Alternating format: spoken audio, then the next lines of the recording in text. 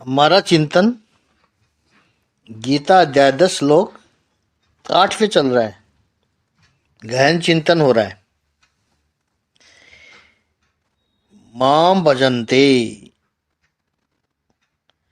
तो अंतःकरण हमारा अध्याय प्रभु की ओर निरंतर खींचा चला जाता है। माम भजन्ते में यदि किसी कारणवश मन को कहीं और लगाना पड़े या उसकी विस्मृति हो जाए प्रभु की, तो वो कांटे की तरह चुभता है। क्यों मुझे मेरा मन ईश्वर से दूर ले जाना पड़ रहा है? क्यों ऐसी परिस्थिति निर्माण होती है कि मैं परमात्मा से दूर हो रहा हूं? और ऐसी विस्मृति बड़ी पीड़ादायक होती है। यह माम भजन्ते की स्थिति होती है। और ऐसी स्थिति जब माम भजन्ते स्थिति आती है, एक क्षण भी दूर होना पीड़ादायक होता है। रामचरितमानस में जब भक्ति का जब वर्णन करते हैं तब कहते हैं, मम गुण गावत पुलक शरीरा, गद गद गिरा नयन बहनीरा। ये बुद्धा भाव है। ये बुद्धा भाव है। समन्विता भाव, बुद्धा भाव समन्विता है, उसकी सिद्धि है। तब जो एक अवस्था आती है, तब सृष्टि की ओर देखने का बहुत हेल्दी एटीट्यूड बन जाता है। बुद्ध पुरुष के जीवन में निर्विकार तो हो जाएगा, तो वो सोचता है न मैं कुछ करता हूं न दूसरा कुछ करता है। जब बुद्धा भाव समन्विता की स्थिति में आते हैं, तब ऐसी समझ में आता है कि कोई कुछ नहीं कर रहा है, बस सब हो रहा है अपने आप। बेकार में हम अपने आप को इन्वॉल्व कर देते हैं। और जब ये पता चलता है कि सब ईश्वर ही करता है, मता सर्व प्रवर्तते, तब परमात्मा में भक्ति स्थिर होती है, श्रद्धा निर्माण होती है। और ऐसा व्यक्ति फिर बुदाहा, द मैन ऑफ विजडम माना जाता है, ज्ञानी माना जाता है। बुद्ध पुरुष के जीवन में आप भाव समन्विता, भाव का समन्वय, ज्ञान और भाव का समन्वय होता है। ये आप देखोगे। आप देखिए, केवल ज्ञानी जो होगा वह शुष्क हो जाता है, ड्राई हो जाता है। आपने देखा होगा कि कई लोग ज्ञानी तो बहुत होते हैं, कई ग्रंथों को, पुस्तकों को उन्होंने पढ़ा है, दिमाग में भर के रखा है, वेदांत की बड़ी बड़ी बातें करेंगे, ज्ञानी बहुत होते हैं, पीएचडी किए हुए होते हैं वेदांत में, श्रीमद् भागवत में, भगवत गीता में, लेकिन उनमें भक्ति बिल्कुल भी नहीं होती है। वो कर्म भी है उतने ही करते हैं जितने आवश्यक है। क्योंकि जो एकदम ज्ञानी हो गया, वो कर्म क्या करेगा? उसको तो कर्म की व्यर्थता का पता चल गया। उसको तो यही लगेगा कि कर्म बंधन निर्माण करता है। तो केवल ज्ञानी होगा, वो व्यक्ति शुष्क हो जाता है, केवल ज्ञान की बातें करता रहता है, बाकी कुछ नहीं होगा। वो औरों को भी ज्ञान, ऐसा ही ज्ञान देगा। क्या कर्म करते रहते हो? क्या रखा है कर्म में? बेकार में बंधन निर्माण कर रहे हो। और भक्ति में क्या है? माला लेके बैठ गए, इस तरह की वो बातें करता है, शुष्क बातें करता है, वो ड्राई हो जाता है, इमोशन बिल्कुल नहीं होता है। और केवल कर्म वाला व्यक्ति मजदूर बन जाता है, ड्रेजरी करते रहता है, कर्म कर्म कर्म कर्म करते रहता है। कहेगा कि ज्ञान से क्या होता है, वो यही बोलेगा। भक्ति से क्या होना है? बैठ के तालियां बजाते रहो। कर्म करो, दुखियों की सेवा करो, भूखों को भोजन दो, खिलाओ, मरीजों की दवा दारू करो, समाज में शिक्षा का विस्तार करो। तो केवल कर्म करने वाला व्यक्ति ड्रेजी करेगा, मजदूर बन जाएगा। और केवल भक्ति वाला व्यक्ति होगा, कहेगा ज्ञान तो हमारे समझ में नहीं आता, कर्म क्या करे पता नहीं चलता, कौन से कर्म करें कौन से कर्म न करें, कर्म न करने वाले कर्म हो गए तो पाप निर्माण हो जाएगा। तो इस तरह वो कंफ्यूज रहता है, बैठकर राम राम करते रहता है वो केवल भक्त। इमोशनली ओवरवेलमिंग तो होगा वो, लेकिन वो अंदर से बहुत दुर्बल बन जाता है। कभी कभी तो अश्रद्धालु भी बन जाता है।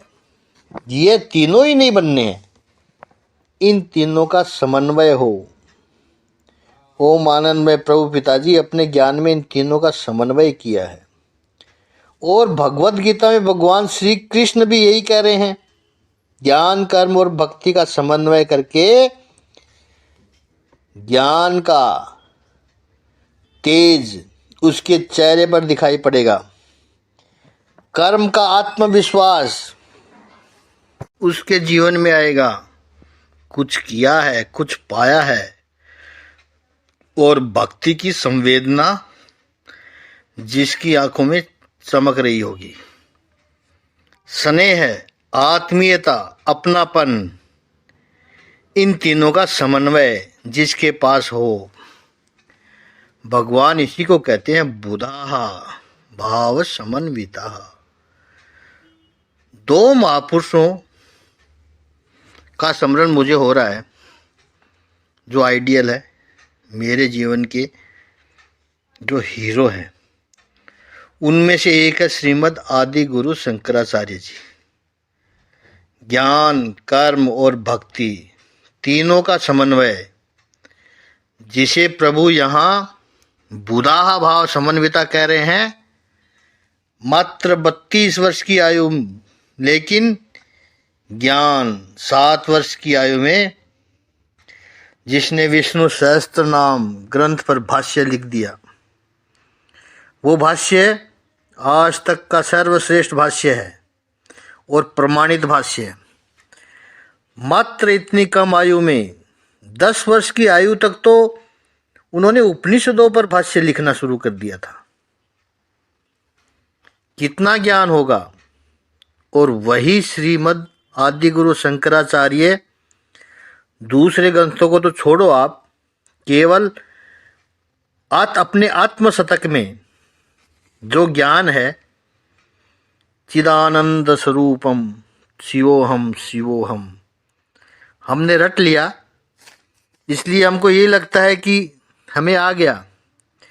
अरे इसकी डेप्थ देखो, इसकी गहराई समझोगे तब पता चलेगा। ये अनुभूति में ले आना, सदा में समत्व शियोहम शियोहम, ये अनुभूति ज्ञान की कितनी उच्च अवस्था होगी।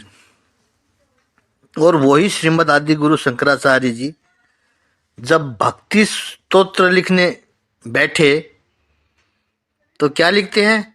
माँ तूने मेरा त्याग क्यों किया, मैं तो पागल था, तुझसे दूर चला गया था। माँ सब सीधे सीधे पुत्र हैं, उनमें से मैं थोड़ा अलग हूँ, टेढ़ा हूँ। माँ दूसरा तो मैं कुछ नहीं जानता, दूसरी बात तो मैं कुछ जानता नहीं हूँ। अब देखिए, वेदांत के शिखर पर बैठे हुए श्रीमद् आदि गुरु शंकराचार्य जी जब कहते हैं न, मंत्र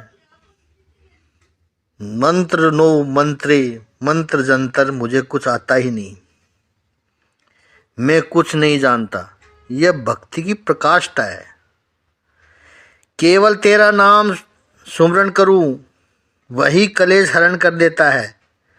और कर्म 32 वर्ष की आयु में जिसने पूरे आर्यव्रत का भ्रमण कर दिया, विजय प्राप्त की। एक एक राजाओं की सभा में जाकर के संवाद करके वेदांत की स्थापना करना।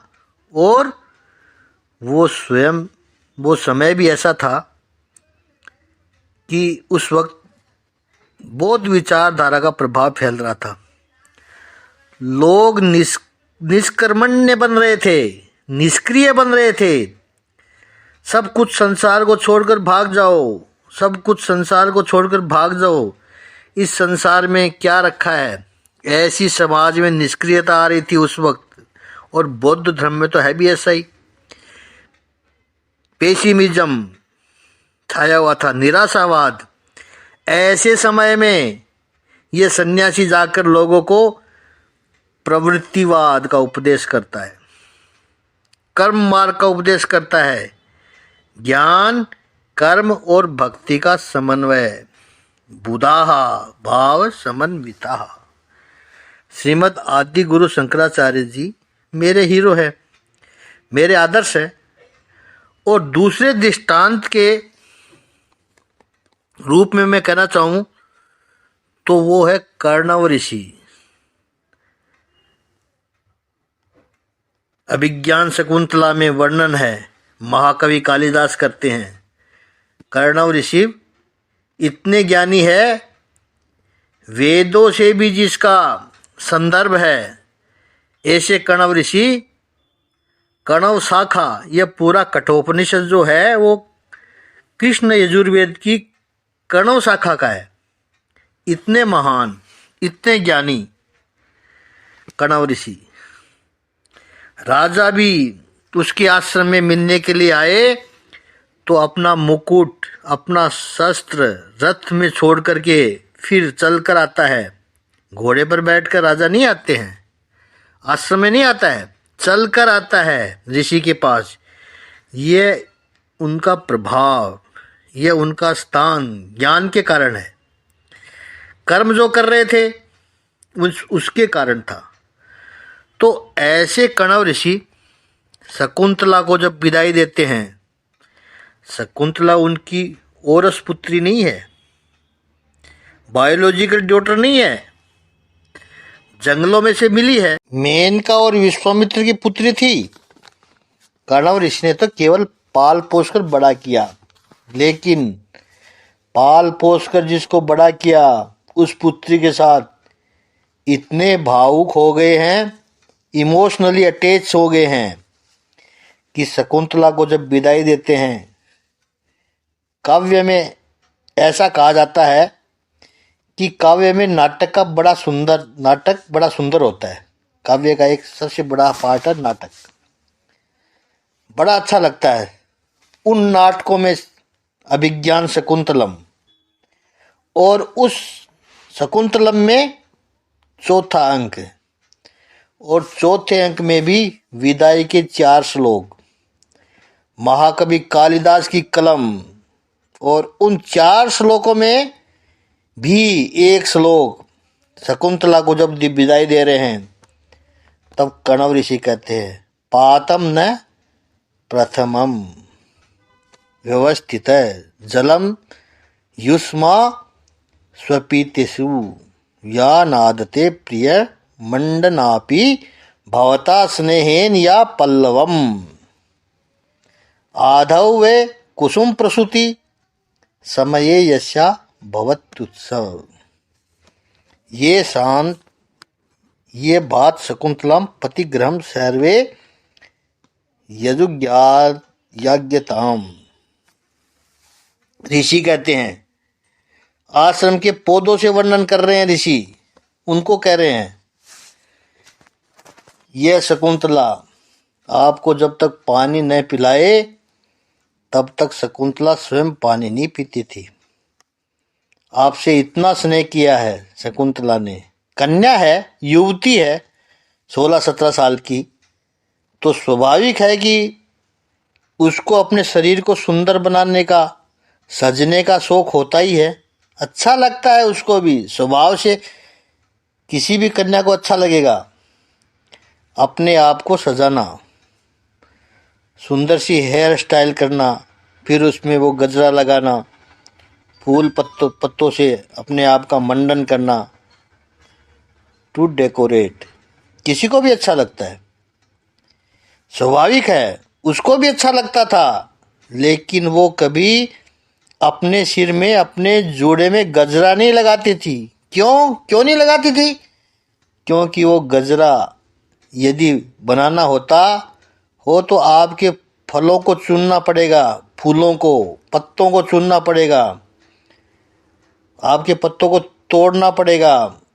उसको यही लगता था कि आपको कितनी वेदना होती होगी। और आगे देखो कितनी बड़ी कल्पना की है कालिदास ने। जब आपके फूलों को, पत्तों को तोड़ा जाए तो आपको कष्ट न हो, इसलिए उसे शौक था सजने का, फिर भी वो आपके पत्ते और फूलों को नहीं तोड़ती थी। आप में से जब किसी पौधे के ऊपर पहली बार जब पुष्प खिलते हैं, कुसुम प्रसूति, कालिदास ने कहा कुसुम प्रसूति, कालिदास ही ऐसा शब्द प्रयोग कर सकता है। तो उसके लिए वो उत्सव हो जाता था। दौड़कर आश्रम में सबको जाकर के वो कह के आती थी, अरे उस पौधे पर आज पहली बार फूल खिला है, वो शकुंतला आज अपने पति के घर जा रही है, आप सब विदाई दो उसको। पौधे से कहता है कि मेरी पुत्री को विदाई दो। आप, इसके लिए कितना इमोशन चाहिए, कितनी भावनात्मकता चाहिए, कितनी संवेदना होनी चाहिए। कहाँ ज्ञान के शिखर पर बैठे हुए प्रकांड कणव ऋषि और कहाँ से शकुंतला को विदाई देते समय इतने भावुक होते हुए कणव। बुधा हो भाव समन्विता, ये हमारे ऋषियों का वैशिष्ट्य है। ज्ञान के साथ भाव उन्होंने दिखाया है। वो जीवन से दूर नहीं भागे, हमें किसी से भी कुछ लेना देना नहीं, ऐसा नहीं किया उन्होंने, चलो दूर हटो सब लोग। ऐसे ऋषि नहीं है हमारे। ज्ञान के साथ प्रेम भी, संवेदना भी, और यही आध्यात्मिकता का लक्षण है। ऐसे भाव समन्विता हा बुद्धाहा ये होते हैं। क्यों करते हैं?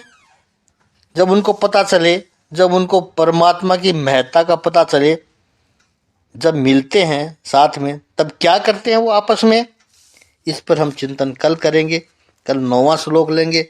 आज इतना ही। ओम श्री सच्चिदानंद भगवान की जय। ओम श्री आनंद कंद भगवान की जय।